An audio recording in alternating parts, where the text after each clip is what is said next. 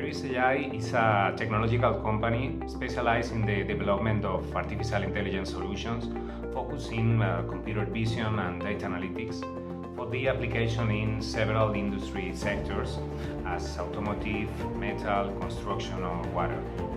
In the project, we are carrying out the implementation of Teaming AI platform to the use case development in Industrias Alegre facilities for the optimization of plastic injection production lines, and also monitoring the proof of concept for the integration of 3 use cases to the Teaming AI platform. Machine learning enables zero-waste production by integrating the process data, learning the behavior patterns, and predicting the future outcomes to suggest changes to the operator, predict effects, and improve overall efficiency. To achieve this goal, the 3 use cases have been digitalized, allowing the platform to be implemented in 3 industrial processes, thus being able to guarantee continuous data flow and retrain the artificial intelligence models for an optimal result of the process.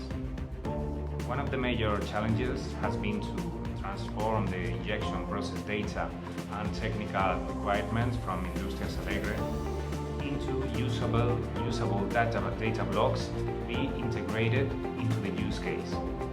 This way, we ensure the machine learning models are going to be trained with quality data.